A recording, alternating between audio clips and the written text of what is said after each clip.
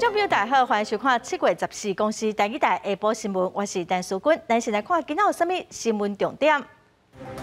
过来，今仔新增加17个本土病例，来人死亡，10个境外病例，大多数拢来自缅甸无症状的感染者。今仔早起6点52分，花莲阁发生规模5.2的地震，气象局表示，这应该是7、7、7八大地震的余震。苗栗昨暗有一个查甫人伫保安的慢跑，结果去互女工卡着，送病院急救，口罩宣告不治。新闻来看，咱国内今仔新增加17个本土病例，有10个境外病例，来人死亡。台北市今仔是有10例，新北市今仔敢若有2例。指挥中心嘛宣布，当照相关机构放零的原则，来听指挥中心下晡上届新的说明。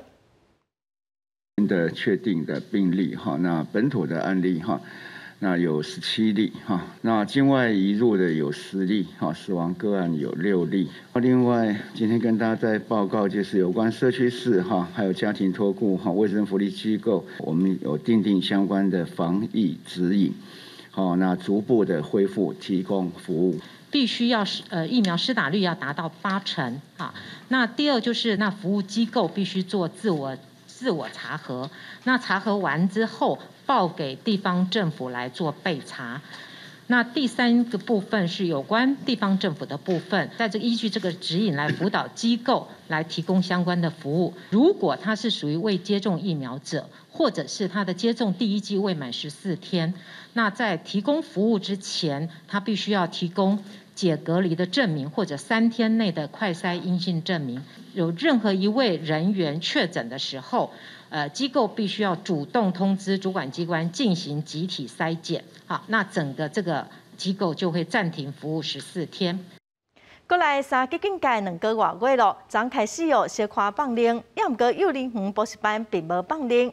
真侪家长希望讲会使赶紧把囡仔送去幼儿园哦。有医师认为讲，若是幼儿园的老师佮员工拢有注疫苗，囡仔做快筛是阴性的，其实就会当来恢复正常的上课。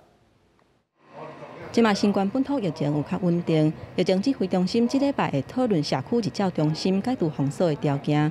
有医师认为讲，毋若是长照机构、幼儿园的教职员、甲托婴中心的教保人员，最近嘛拢伫咧注疫苗啊，会当考虑加做后一批解除封锁的对象，互家长会当小可消透顾囡仔的压力。幼儿园的老师、工作人员一定要打上疫苗，全部要打上疫苗。第二个建议的哈，这些小孩子要去幼儿园的时候呢，先做一个快筛，如果是快筛阴性，再进去幼儿园。注新冠疫苗的计划当伫咧进行当中。根据指挥中心的统计，到10日为止，全国累计注射已经有382万1000多人次，而且该采用注射数量的人口比。目前整体注疫苗的比率是16.27%，也就是甲注第1档甲第2档的数量加起来了后，去除全国的人口数。不过，却有医师批评讲，安尼算出来的数字恐惊是太过理想。我们要达到群体免疫，是要用全部的人有打上疫苗来算的，而不是打上几剂。如果一个人全部都打在一个人身上，那就没意义了。医师强调讲，就算有注疫苗，嘛无挂保证讲一定袂去握到新冠病毒。提醒民众要是爱落实接洗手、挂喙安等等的防疫措施，也若注疫苗的比率上好是会当达到3成至4成，而且高风险的族群拢爱有注疫苗，才会当降低感染了后引发重症甲死亡的风险。记者综合报道。疫苗登记平台，即马18岁以上的民众就会当去登记。之前因为使用的人上过侪网络塞车，今仔日立法院嘛引起讨论。有民众党的立委是表讲，这个平台是外包互厂商做的，医生嘛无解清楚。立委讲又向卫生福利部来提出要求，讲爱提供相关的资料，也毋过拢无回应。中央的注疫苗有约平台开放18岁民众会当来登记，但是登记的民众伤过侪，网络一度失灵，后台计算嘛敢若出现问题。下午1点的数字啊，那已经就是单勾 AZ 的，已经是超过130万人。政委唐凤下晡甲拄仔公布数据。要暗仔指挥中心可赶紧调整，讲单独要注 AZ 疫苗的人数实际上是63310个人，数据差要将近20倍。原因是因为后台计算错误。民众党立委高虹安阁压料讲，这个系统是委外建立，有算无清，向卫福部要求提供相关资料，煞无得到回应。那既然它是一个委外开发的一个案子，同时呢，在这个部分的话又已经上线了，那表示说其实相关的预算或者是它的一些相关的规划内容，按理来讲应该是没有什么不能提供给立法院的。但是就在我们3个星期前跟卫福部的所知过程中，却阻碍重重。高虹安对卫福部提出呼吁，讲这个平台系统既然已经开始使用，相关的行政流程也有预算来源嘛，应该要赶紧提出说明。嘛，因为做疫苗有约平台出现失灵，引发立法院拉力党团的攻防。接种平台预约的系统不是很大的难事，却频频宕机，真是有丢我们台湾人的脸。我相信政府是用最快的方式来处理这个瞬间人数暴涨所造成的一些困难跟危机。到13下晡5点为止，全国议员登记完成总人数有485万人。为着要提升疫苗的覆盖率，政府要加紧民众注疫苗的速度。疫苗到偌济量，更加是关键。根据了解，除了日本第3届捐予台湾的97万剂的 AZ 疫苗，台湾家己买55万剂的 AZ 疫苗，也有35万剂的莫德纳疫苗，嘛要伫15到台湾。记者郭灿台北台北报道。咱帮观众朋友来整理今仔日全台湾各地为着病民众的情形，今仔是增加17个本土病例，有10个境外病例，有2个人死亡哦。目前台北市是有10例，新北市嘛只出2例尔尔，桃园有3例，台中有2例哦。今仔只有这4个县市有新的病例。咱台湾目前的总病例数是有15300例，已经有登号哦，即马就爱个拼注射率哦。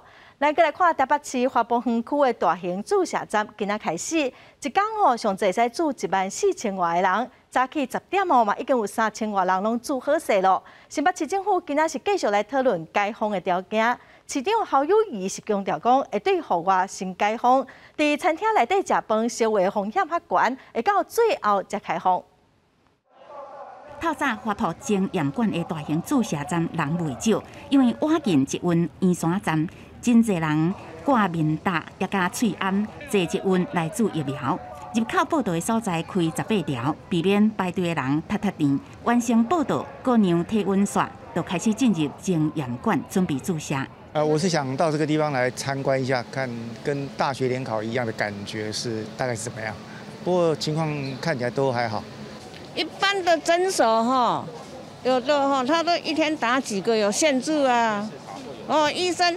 9点到12点，那个下午3点到5点根本挂不到，来这边非常好。设来2000平的大空间，规划红、黄、蓝5市区，有些行动无便的注射专区。阮一组注射团队有配1个医生、2个护理师，也加4个行政人员。到早起10点为止，差不多有3000人注射，一天会当注差不多14000人。那如果要达到每天要到4万剂的时候或者以上，我们就需要开启这个大型的注射场所。这个一天可以达到14000人呢。那当然这个是只有8个钟头，如果必要的话，可以达到2万。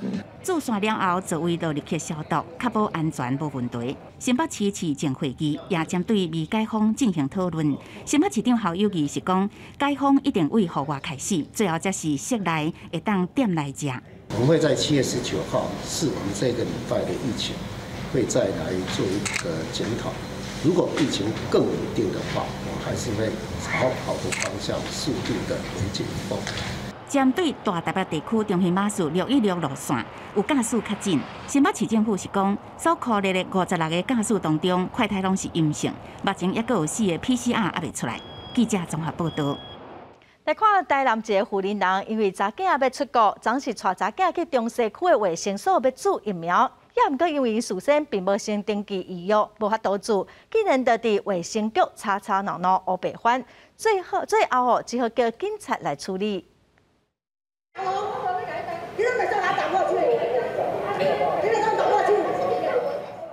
这个负责人对警察甲医护人员大声嚷，已经影响到公共场所所有的人。台南一个负责人13带20多岁查某囝到中西区卫生所，讲做查某囝要出国爱注疫苗，毋过无预约，互医护人员拒绝，也毋听卫生所人员的解说。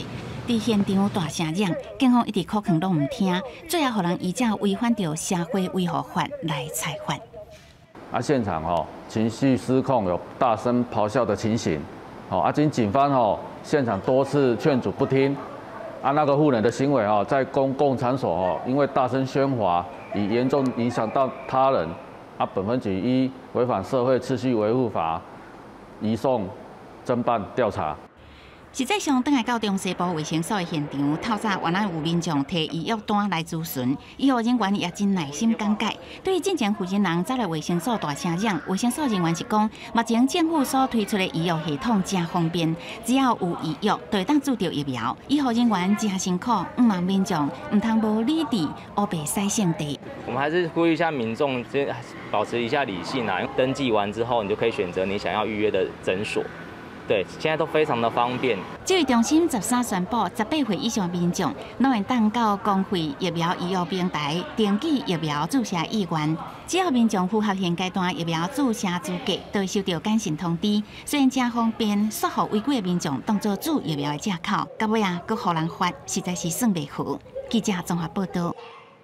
顶个月底高雄凤山一栋大楼有5个人胃着病，高雄市政府赶紧甲规栋大楼的人140个人刷到防疫旅馆去隔离。将解除隔离之前，佮做一寡 PCR 的采验全部拢是阴性的。这人是真欢喜，讲总算会当去家己的厝里咯。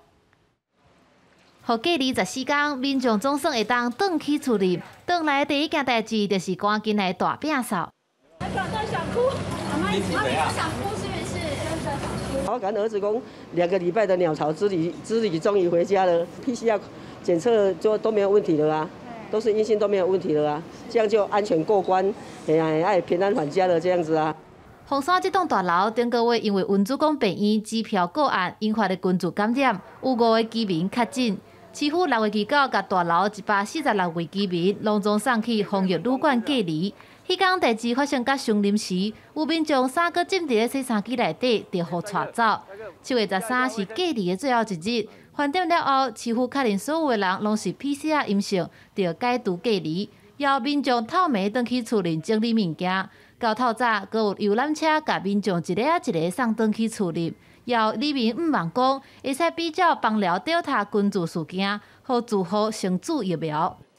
他是说看是不是可以比较屏东那个 Delta 的那个方案，让他们施打疫苗这样子。当初有这样子强制去，那他们有这个需求，看是不是可以就是看通融还是怎样。7月13号的晚间24点，已经完成了14天的居家隔离，并且在确认所有的住户在最后的 PCR 采检都呈现阴性的状况之下，也解除了隔离。市府感谢民众的配合。强调解除隔离进前，就先消毒大楼，进行环境的采检，确定拢是阴性了后，也才解除大楼的公共空间的管制。不过也呼吁民众3级警戒期间出入大楼，也是会挂喙罨。记者综合报道。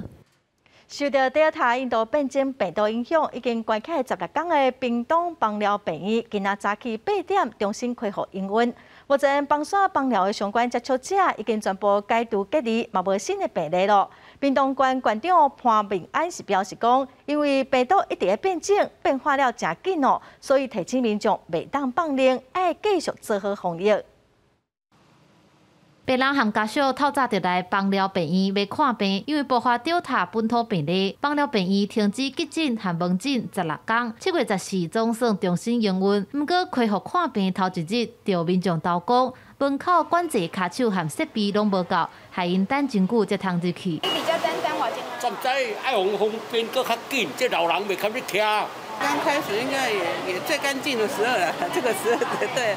休息也有消毒了吧？为着Delta变种病毒的邦寮桂枝龙翁仔某，看守互证实讲，6月份北韩邦山的Delta病毒确诊者，同时间出现伫邦寮病院的门诊区，意思是安尼才喂着病。病院伫6月28紧急停业消毒，也体检和隔离相关的人员，到当疫情受到控制，才恢复看病。芳寮医院环境检测及全院员工的工作人员3次 PCR 检验皆为阴性。且院内无新增病例，该院已符合恢复常规作业条件，都已经回来了，也恢复门诊了，对，已经解除隔离。邦寮病院是屏东瓦南平重要的医疗院所，一停业害当地民众看病无方便。重新营业了后，病院要向民众回息的。另外，虽然无搁出现Delta本土病例，不过病毒一直在演变。馆长潘明安也提醒民众要继续注意防疫。记者综合报道。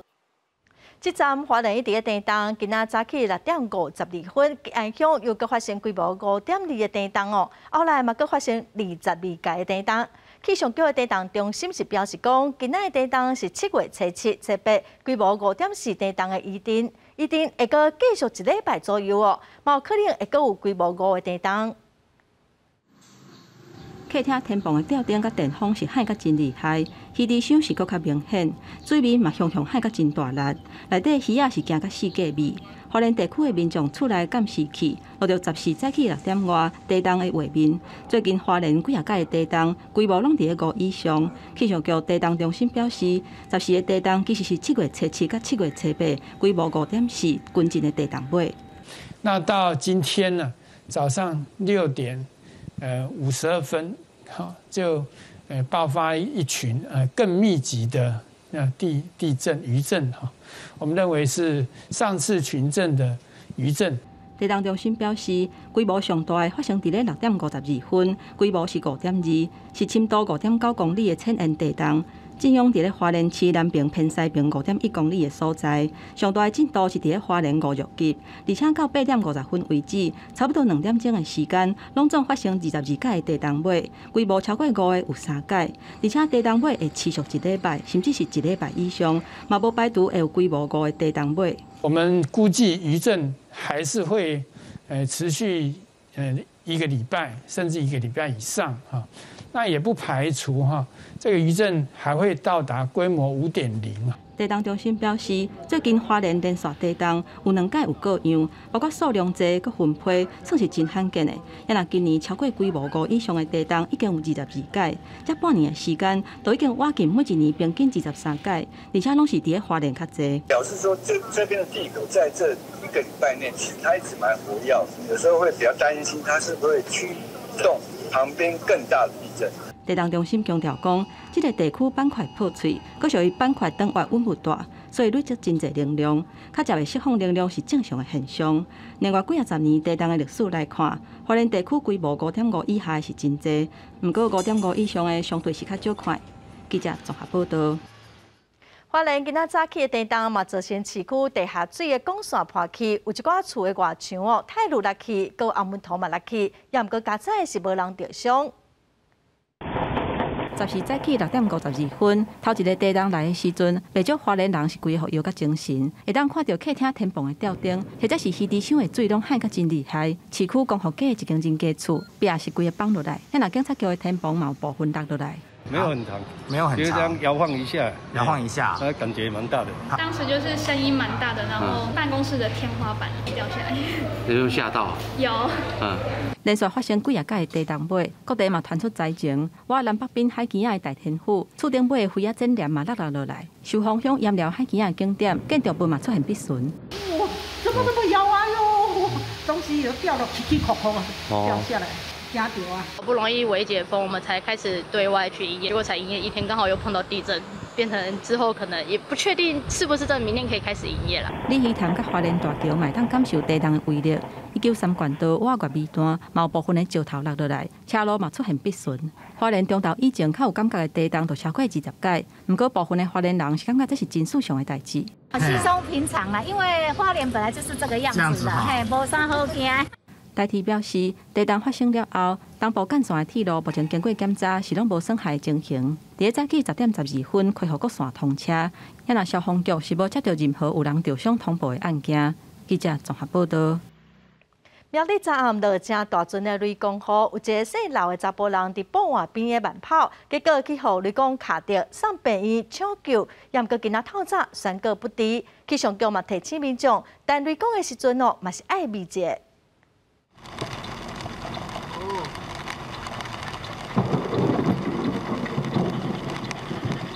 民众行车记录器录到雷公市内迄目影，苗栗市13尾仔嘛落雷公雨，一个31岁姓刘的查甫人，当伫经过路边的步滑咧运动，不幸摔去雷公卡着。因为他当时是俯卧状态，所以伤势还看不出来。然后当我们把他翻正的时候，发现到他两耳有耳漏的现象，然后呢右小腿胫骨上面有一个不规则形，大概1公分的不规则的穿刺撕裂伤。消防队6点24分左右接到民众报案，赶去现场发现涂骹有着火烧的痕迹，甲笔唇，嘛有闻到臭灰大味。这个查甫人的鞋啊嘛破甲利塞塞。头部部分可能有雷的一个雷击的入口，然后在脚的部分可能也有一个出口在，所以然后加上现场的迹证，那我们有怀疑啦，可能是因为雷击而导致他受伤。气象局伫13下晡2点开始，持续针对几个县市发布大雷公布的信息。苗栗县嘛是警示的地区之一，提醒要注意雷击甲透风。这几天啊，要是热人过大有雷公布的天气，民众若出门都要随时注意气象局的信息。若看到天咧乌要落雨啊，都要有避雨的准备，嘛避免雷击的风险。所以如果在室外的话，当然能够进入到车子里面，还是室内。还是有比较大的建筑物。如果说真的你就在一个很空旷的野外，可能大概就是能够蹲下来，然后抱着膝盖，尽量减少身体跟地面接触的面积。这个姓刘的查甫人，红紧急送去卫福部苗栗病院做急救。14透早病情熊熊变真严重，尾手也是救无转来。因若死亡的原因，还阁要等检警调查清楚。记者综合报道。桃园昨暗嘛是熊熊落大水雨，北地高兴新村哦，水是淹到脚头屋，主要是因为排水的所在互工地塌掉的，水务局要求工地要甲封起来的墙卡互掉，买来协助受灾户申请补助。哇，淹水，淹到膝盖了。民众举扫帚甲粪斗一直咧吸水，13点嘛雨是真大，阁落了真凶。桃园有11个所在淹水，大部分是无介外深，差不多15公分以下。因若这水上深的所在是伫北地高兴新村，水是淹到脚头屋，连人家厝拢受到牵连。因若行动无方便的老大人嘛，紧忙带出来避难。就是下大雨有没有？对。然后那个水就一直进来啊。就从前门这样一直进来。对。它淹到多高？差不多要到膝盖。老人家都没有办法睡。昨天晚上才知道说建山那边人家有下去看那个塌掉的，阮家水无法度排对面。居民去下水道看卖咧，发现疑似伫水尾的排水坑，伫建筑工地所在互塌掉咧。透早水务局嘛赶紧派人去现场勘查甲了解。我俩水就排到位置掉出去，伊再无起厝，阮家唔捌淹啦，要来我。下游的一个排水路因当地的一个开发的情形可能有遭相关的一个蓄意堵塞的一个状况，那后续就相关的一个究责。水务局表示，原底排水的水道去用封起来，敢若剩分基的水道会当消透这水，地属水头的水熊熊一个来，是完全制载袂掉，规个这就做一伙。目前已经需要求工地要把这个封起来的壁卡掉，卖甲受灾辅导3工，申请相关的补助。后手嘛以水利法来处分。记者综合报道。国际新闻来看，法国总统马克龙宣布新的防疫政策，民众若需无注疫苗证明，还是检验阴性的健康通行证，未来行动都会受到限制。新的防疫政策一公布，一礼拜一路就有926000个人登记要注疫苗。法国总统马克龙伫全国演说宣布新防疫政策，从后个月开始，无论是想要出外食物件、看电影、买物件，也是讲坐长途火车，拢要出示新冠疫苗的注射证明，也是检测阴性的结果的健康通行证。L'équation est simple. Plus nous vaccinerons, moins nous laisserons d'espace au virus pour se diffuser, plus nous éviterons les hospitalisations. Il faut commencer dès maintenant. À partir du 15 septembre, des contrôles seront opérés et des sanctions seront prises. 伫马克龙发表声明了后，有超过90万人透过疫苗的预约平台要来注第一剂疫苗，创下上悬的数字。法国的卫生部长表示讲，从9月开始，无注疫苗员工就无应准依赖工作嘛，领袂到薪水。安尼疗养院的员工就感觉讲，因个人的自由去互人剥削去。Je comprends pas pourquoi on veut nous faire vacciner par obligation, sachant que on a des droits en France. Nous sommes dans un pays libre, soi-disant, liberté, égalité. Donc, si ça se change, je pense qu'il devrait changer à un moment donné la devise également. Là, on devient une dictature, on va dire. On nous force à faire des choses qu'on ne veut pas. 参观的头家烦恼讲，这规定会互真侪顾客无愿意上门。不如个法国的民众认为讲，假使讲若要恢复正常的生活，就要注疫苗，因原因去注疫苗。目前法国差不多有3500万人有注过第一剂疫苗，占总人口的50%。也佫有更加侪人想要去注疫苗的是，这个印度、西蒙加拉邦、甲高沙巴岛。医护人员坐船去较吊腕叶片的庄卡，要互当地居民上船来注疫苗。因为生活伫苏达班水流区，孟加拉湾三角洲这块内的人，因请恶劣得到医疗资源。ये village area यहाँ वैक्सीन मिलना बहुत मुश्किल है, फिर भी हम लोग हॉस्पिटल में जाके लेते थे, लेकिन वहाँ ज़्यादा भीड़ होता था। लेकिन ये जो वीडियो सब जॉइंट वीडियो आकर यहाँ बोर्ड में लेकर आके आदमी लोगों का सबको परिसेवा दिया है, यहाँ का आदमी लोग बहुत खुश है。不二個伫馬來西亞一個疫苗注射站，13出現200外個工作人員甲志工，體檢出現陽性，所以講因嘛互人合營都愛關起來消毒。馬來西亞13有新增加11079個確診的病例，創下疫情以來上界懸的數字。官方表示講，注疫苗才是上界好的對應方式。公司新聞鄭依仁編譯。来看全世界上早开始注疫苗注射率嘛真悬的以色列，最近这几礼拜却一直新增加病例，一天拢超过500例。以色列政府嘛宣布讲，要针对特殊风险的族群，佮帮因注第3档的辉瑞 BNT 的疫苗。病院内面有10几个病人等咧被注射，因是全世界伫咧注风险的另类超前部署，因拢是特殊风险族群，做的是第3期预防针。I live very good, and the vaccine give me a chance to continue and be healthy. 卡纳吉克4年前换过心脏，符合以色列上新的注射规定。We are starting the third vaccination. We have evidence from a very dedicated study that the adverse effects are minimal at the heart transplant populations. 以色列做第3期预防针应该变做大家参考，尤其辉瑞提出追加做第3期预防针，和世界各国开始讨论是毋是有必要。以色列甲辉瑞 BNT 是采取疫苗组建交换合作的模式。不过最近这几天新增加确诊的人数拢超过500例，虽然做2剂会让避免重症或者是大院有93%的防护力，不过防止感染的效果只敢若64%。גבוהים מהבחינה הזאת של חולים קשים כמו שהיו הגלים הקודמים, אבל זה כמובן מחייב מעקב, ובמידת הצורך באמת מסכן את המערכת, נצטרך לנקוט בצעדים נוספים. 原本顶个月也个真欢喜会当重返正常生活以色列。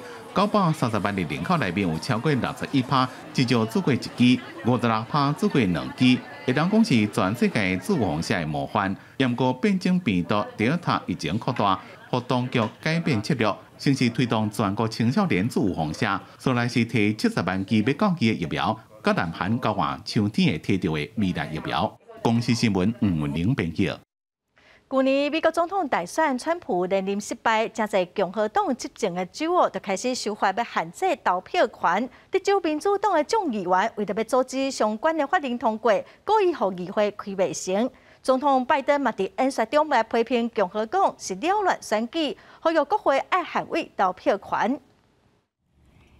德州民主党的州众议员规个离开，12坐2台包机，还有人坐车到华府，为阻止选务改革立法通过。这个法案禁止设置24点钟投票所，禁止得来速投票，限制提早投票，也甲路边投票箱，互投票变甲真无方便。因为民主党伫德州众议院是少数，阻止通过的唯一办法就是离开，互立法无法度达到2/3法定人数，所以未当通过。加工副总统何锦丽甲党籍国会领袖会见因，学了因的勇气。拜登总统也表示捍卫投票权，呼吁国会通过促进投票权的为人民法案。This is simple. This is election subversion. It's the most dangerous threat to voting and the integrity of free and fair elections in our history. Asking my Republican friends in Congress and states and cities and counties to stand up for God's sake and help prevent this concerted effort to undermine our election and the sacred right to vote. Have you no shame? 川普去年连任失败了后，提出选举舞弊、选举互人偷提去的讲法。不过过了10件想要变案的诉讼甲验票全部失败。拜登是讲，这才是上界大的白贼话。共和党执政的州随时都开始提出限制投票权的选务修法，敢若今年就有17个州颁布实施28条相关立法，另外还有400多条法案等要通过。反对者认为讲，这是为了压制限缩传统上支持民主党的非洲裔、拉丁裔甲少年的选票。支持者是认为讲，这是防止舞弊。国家强要分裂，伫遮看出来。德州州长艾伯特放调讲，离开的这议员一个倒来到德州地方逮捕，送到国会，一直到完成立法的责任。伊也讲，家己会当无停召开特别议庭，一直到明年的选举，反制民主党的阻碍。公司新闻是会中编译。过来消息，过来看最近猪仔的批发价数起到平均每公斤85块，而伫起价是因为以前较侪人家己的煮，买猪肉的人嘛较侪哦。佮加上今年的年初，因为猪仔囝健康的问题减少3万只，所以今仔全国肉品市场停止拍卖一天哦，要来调整总量。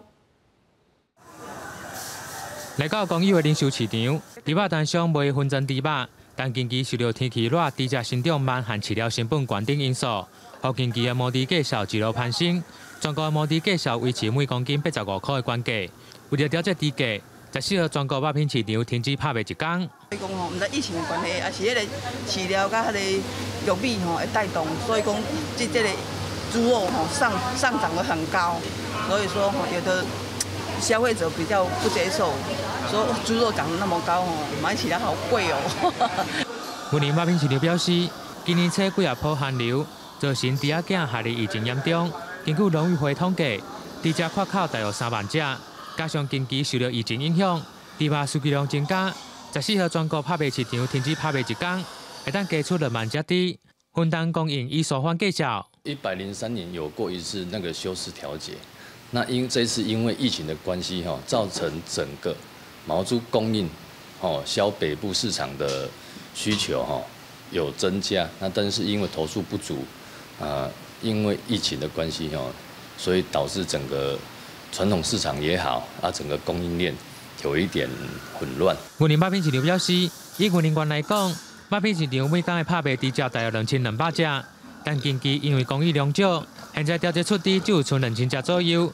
这次全国透过休市一天来调节，会当有效稳定毛猪的价数。至于肉品市场就预估，在7月底8月初，毛猪的供应量就会慢慢来回稳。记者为您报道。再来看台东落叶的往来大吹，也毋过因为疫情真歹销，价钱嘛无好哦。在地有一间食品的加工的工厂，也毋过还未摕到登记的许可。农民讲哦，先开好过规档哦，今年可能是真歹过年咯。落叶地区的农民今年受到疫情货运塞车销袂出去，拢甘目屎采收大出的往来，因为甘蔗量伤济的刺激果，当地无往来加工厂，每一个果农拢爱单调2成至5成的刺激果。也毋过县政府13宣布，去年完工的落叶往来区域加工中心，这个月总算摕到工厂的登记，会当正式加工往来食品。要符合我们的食品卫生安全法规 HACCP 的条件，所以这一阵子又重新。在整个机具跟厂房的内部做了一些调整。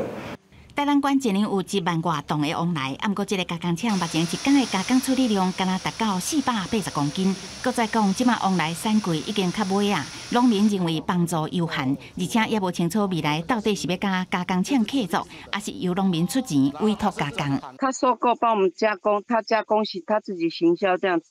当然是最好啊！县政府是讲，往来加工厂主要是要解决农民刺激果的加工行销，未来会增加设备，提高处理量，一天会当到4吨。而且这个加工中心也阁有集会包装、冷藏，也甲现地销售的功能，会当有效协助农民。若是拄到往来生产过度的时阵，才会保存甲行销的问题。记者综合报道。来看已经发生20多档的海军、拉法叶军舰采购的弊案，检方之前申请没收军火商王团埔收的科比商甲利息，计共9亿外美金哦。之前已经没收3亿的美金咯。另外1亿外讲爱个升查，今仔最高法院是裁定讲检方会当阁没收5亿外美金。今仔最高法院裁定讲会当没收本金甲利息，计共5亿2000多万的美金。另外本金4亿外利息哦，爱个对。2017年正月初1开始算，利息部分是爱个来计算，即案卖使个提出控告。再来看2018年桃园一个姓梁的查甫人，甲妈妈的头剁掉，1审是互判无期徒刑，2审因为法官认定讲伊有食毒，改判伊无罪。今仔经1审撤销原本的判决，佮改判无期徒刑。梁先生没有判无罪，你会很失望吗？判无期徒刑，你有什么想法？这个姓杨的查甫人听到判决了后，面对任何的问题是无话无句。伊涉嫌杀因老母，一审奉化无期徒刑，二审认定伊因为食毒，犯案的时阵无辨识能力，奉化无罪，交予桃园卫生局来处理，引起社会批评。不过最高法院甲专案发回更审，经一审合议庭14撤销原本的判决，改判无期徒刑，重新褫夺公权，专案会当阁上诉。这件发生伫咧2018年，桃园一个男性甲因老母抬头的案件，警方逮捕这个姓杨的男性。伊迄当阵食毒甲啉酒了后，涉嫌拿刀甲因老母的头壳扑落来，为12楼等落社区的埕的。专案原本一审奉判无期徒刑，到二审改判无罪。上诉了后，最高法院以相关的医学鉴定，无指出姓杨的男性食毒的时间点。伫咧审理的期间，无传唤鉴定人说明理由。撤销判决发回更审，这个判决为无罪改判无期徒刑。打电话给律师，律师嘛拒绝回应。后一步敢会阁上诉，嘛引起外界关注。记者综合报道。再来看国家人权委员会今仔公布头一份的调查报告，指出前台北市议员林水泉这案伫威权统治的时期，政府为了规避司法程序，以罗马管分等行政的处分来限制当时异议者人身的自由。以现在的转型正义法规这些受难者嘛无法度得到赔偿。人权委员会办公促转会爱研究修法。管训啊，流氓管训啊！你讲我流氓啊，我唔捌去杀人，也唔捌去相拍，是啥物了管啊？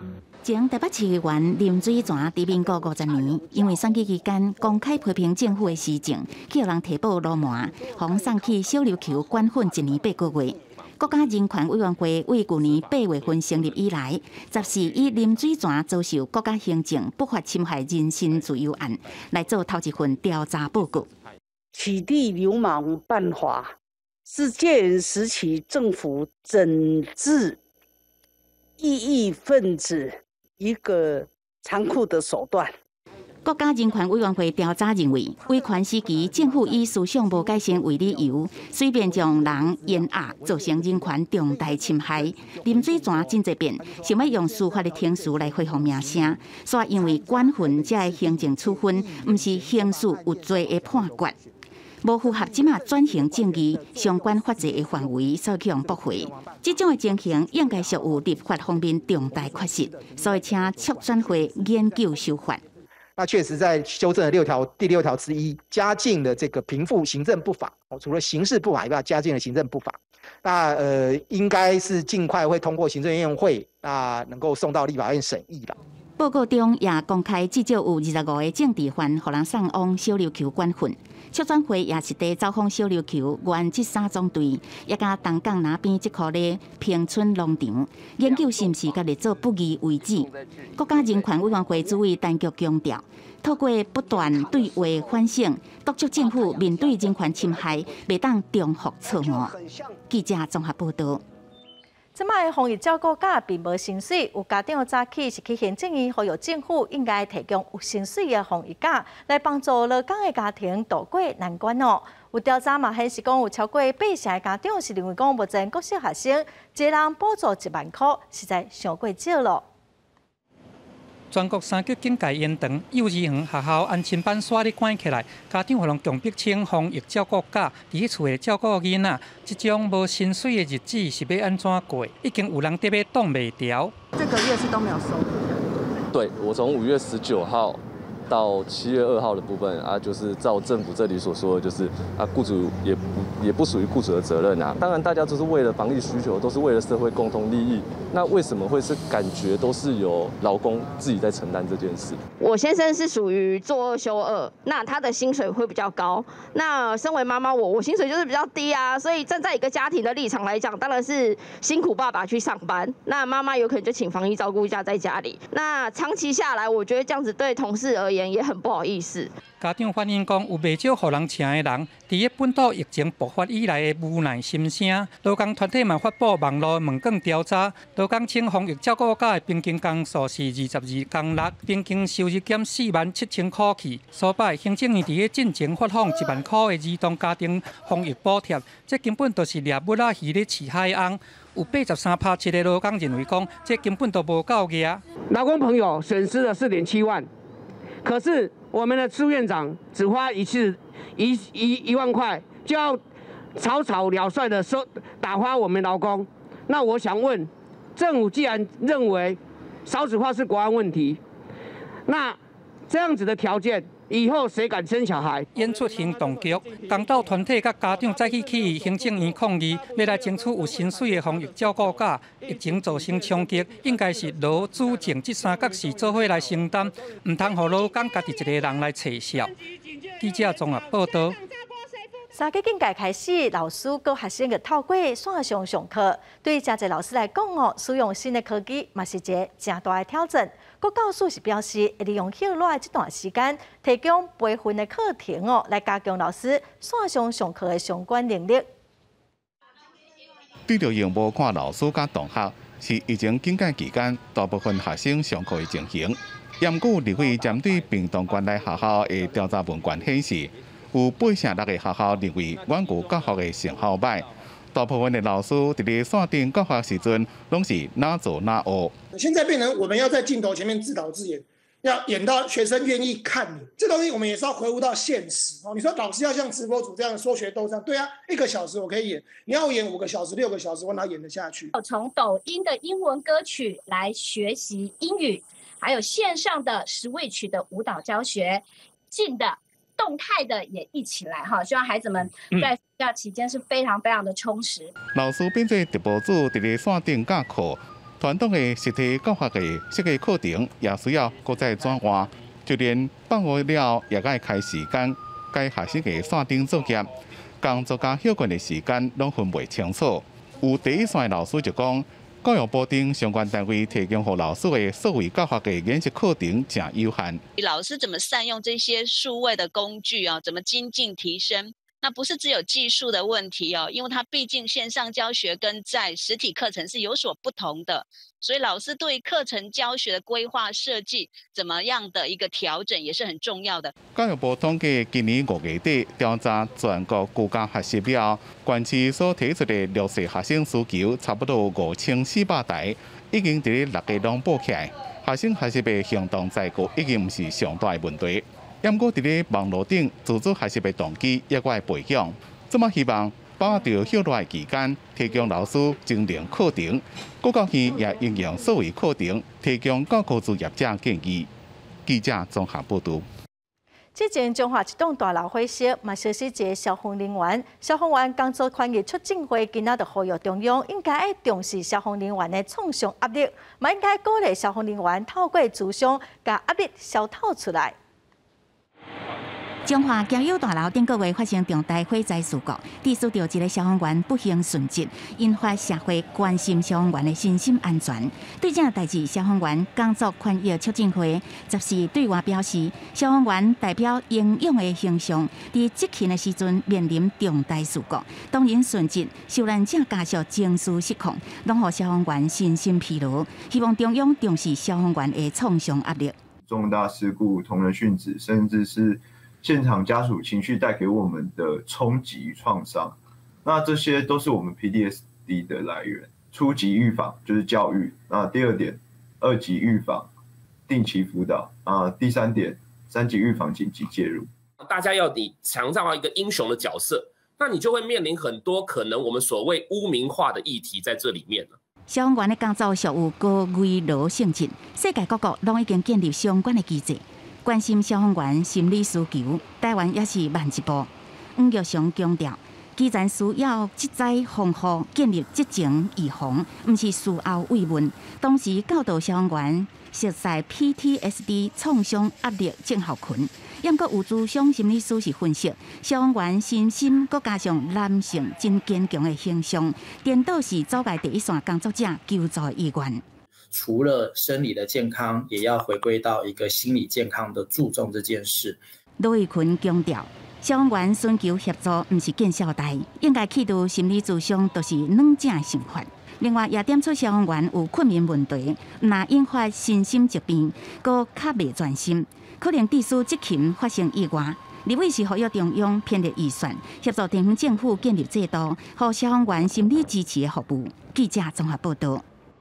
政府正积极推动绿色能源，真侪山坡地拢利用太阳能的种电屏东邦寮的石头营都100多公顷，苗栗嘛有袂少太阳能拢设伫山坡地。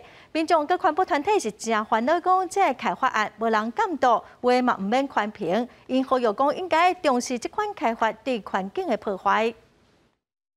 成立能源公司打算伫咧屏东邦寮石头营开发太阳光电。民众党立委蔡壁如开记者会讲，这个所在面积有103公顷，所毋免宽评。在地团体质疑，才有二次大战后期日军石头营的驻点等历史文化遗址。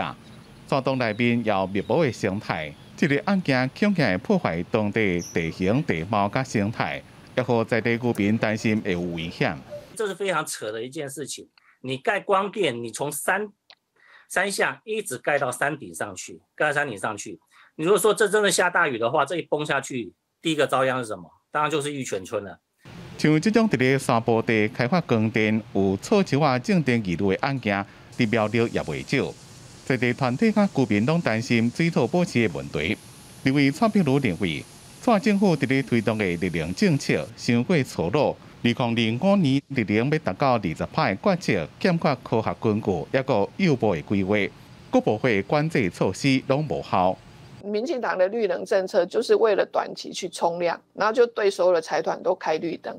那看起来只有股东跟少数的地主享受到绿能的利润。经济部能源局讲，这个所在有经过这边的现勘，初步判定唔是古迹。成立能源公司第13也发新闻稿强调，伫咧内面所进行的设施复旧已经有成果，相信能达到强化水土保持的效果。另外，针对军事围领会保护碉堡未受影响，完整保留，希望伊会当甲文资生态共存共赢。不过，在地居民依然坚持这个所在无适合开发。记者综合报道。来看台中市有一位3岁细汉妹妹，因为天生的基因突变，造成伊的肺部有问题，要靠机器来喘气哦。因为长期使用嘛产生病尾，目前这妹妹嘛会等待换气。妹妹算甲真欢喜，不过却是爱甲呼吸器挂条条。虽然会当四界行大，不过也得靠着上锁杆仔甲呼吸器来维持生命，设备也着爱对伫身躯边。妈妈虽然一直甲妹妹鼓励，甚至笑讲挂呼吸器袂输唱水真源共款，其实做人老母的心肝是足疼的。肺部有纤维化的现象，所以就需要这个管路来辅助她的呼吸。她很容易管路掉，她就是上学的话会很困难。妹妹大家去看医生，规家伙仔拢爱来寒东寒西塞呼吸器。要到3岁妹妹一出世，因为喘气困难，入去加护病房。医生检查到底，才发现妹妹本身的基因就有问题，才会造成大气喘袂利、肺部发育无完整，病情拖久啊，煞变做严重的肺高压。目前除了食药啊，也要用呼吸器来维持生命。他稍微生气、稍微动怒，或者甚至就会发干、会缺氧。那如果他碰到感染的时候，有时候这个严重的肺炎就会几乎要了他的命。医生林宏志表示，这款罕见疾病容易出现伫23到32礼拜就出世的早产儿，因为肺部还未发育完全，加肺部表面张力素欠缺，无法度进行气体交换。目前体重干10公斤的妹妹，需要到20公斤重的呼吸器作为生活。若准备自由自在喘气，可能要等到换气才有可能。记者综合报道。屏东的立乡基金会伫疫情期间甲当地13间店家合作，民众只要捐100块，就会当互一寡单亲弱势家庭食一顿爱心料理。疫情致使真侪人无头路，或者是收入变少，搁有一寡单亲妈妈因为爱照顾囡仔，大头是主动。立乡基金会屏东分事务所就和在地店家合作，呼吁民众用捐爱心餐的方式来减轻这寡家庭的经济负担。3级有影响了以外，那孩子没有办法到学校上课，他们也是得要在家里照顾孩子。说明了我们的服务对象的现况之后，爱心店家非常踊跃的就来响应我们的活动。疫情期间，餐饮业的损失真大。不过，这个爱心餐的活动，也是得到屏东高雄当地13间店家的支持。民众只要在7月15日前，到这家店家开100块买爱心餐，内幸福的家庭都会当免费吃到温暖的料理。我们也希望，来就是被帮助的对象呢，他们也有一个丰盛的一个餐点。希望我们可以一起帮大家挺下去，让大家一起做公益，只要每个人出一点点的力量，就可以让这个社会得到更多的爱心。立信基金会甲餐厅业者合作，除了用爱心餐的方式帮助弱势族群，也希望民众伫做公益的时阵增加店家收入，大家当做伙经过疫情。记者综合报道。南部前一站落大雨，屏东九如乡的泥蚌嘛变采收哦，造成泥蚌的产量上过济，中盘的价销哦对1斤30块跌到剩6块。农会出面买200吨哦，望讲会当帮助农民，和泥蚌的价销袂崩盘。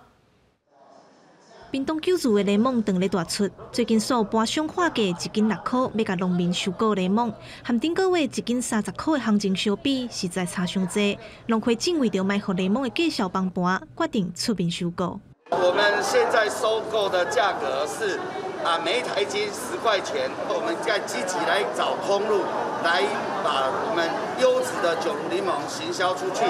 前一站连续几若天拢上大雨，侪农民拼采收，地区柠檬的产量上过济。农会即用1斤10块的价销收购200公吨的柠檬，除了拼销路，农民也希望价销会当划好条。我会甲农会签约是稳定市场啊，市场价销稳定啊，袂讲互一寡生意人垄断啊。就是要卖看较好价，价销莫用放伊无啊。产量变济，搬商甲合作社收购价销也变低。官府表示，一定会维护农民的权益，也会透过农会系统，甲高品质的九如柠檬行销予全台湾。记者综合报道。因为疫情哦，真侪艺文的活动拢取消，也毋过伫丹麦有音乐学校甲农场的主人哦，和乐团伫农场内底来表演哦。农场的主人嘛发现讲，这个动物佮会晓来欣赏古典的音乐。大提琴加小提琴最近演奏古典乐曲，优美的琴声传遍规座农场。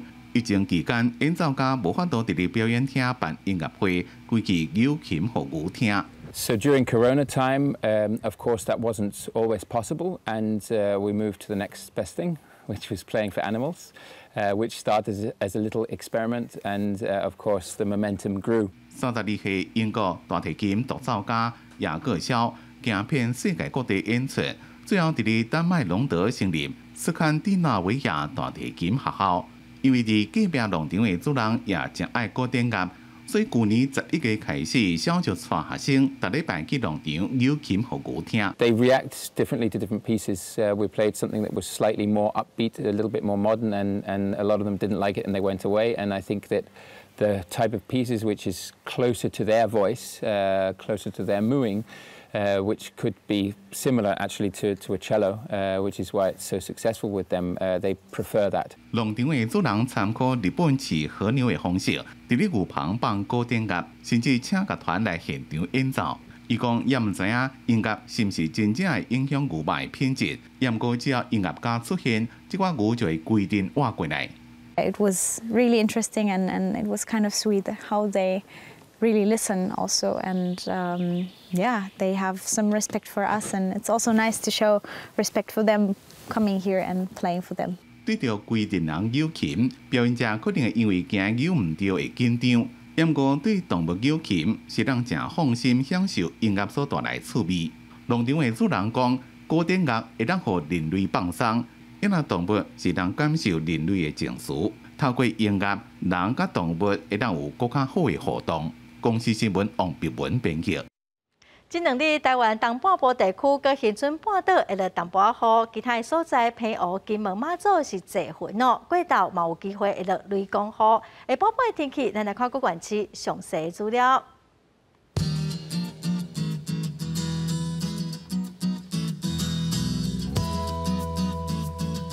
北部地区上低30度，上悬35度。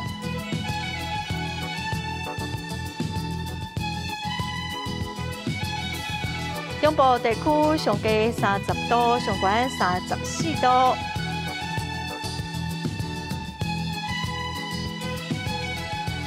南部地区上低30度，上悬34度。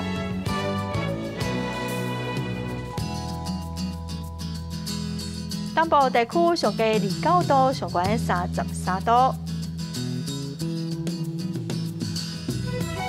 华岛地区上低28度，上悬33度。感谢观众朋友收看《公视台语台下晡新闻》，我是陈淑君，明仔下晡3点咱再会。